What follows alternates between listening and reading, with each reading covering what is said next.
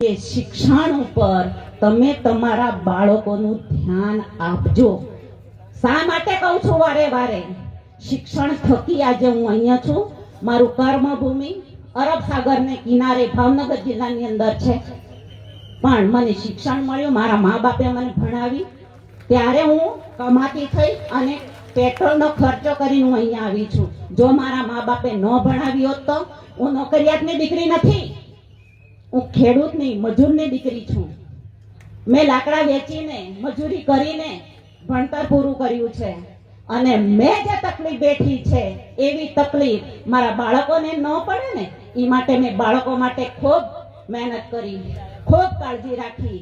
અને કદાચ આદિવાસી સમાજનો ડંકો વગાડનાર હોય ને તો કદાચ હું માનું છું ત્યાં સુધી મારો દીકરો આજે બોલાય કે ન બોલાય ખબર નહીં, ફાકા ફદ્દારી નથી કરતી, પણ વૈજ્ઞાનિક છે, સાયન્ટિસ્ટ છે.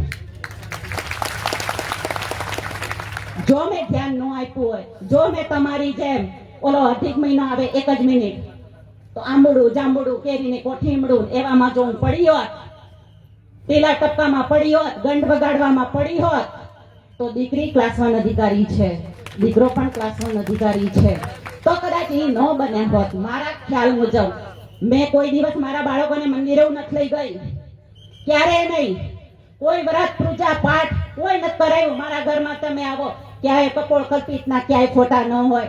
છે બાબા સાહેબ આંબેડકર, બિરસા મુંડા, સાવિત્રીબાઈ ફૂલે, જ્યોતિરાવ ફૂલે, એને હું સવારમાં ઉઠીને વંદન કરું છું. એના પ્રતાપે આજે હું ગાજું છું.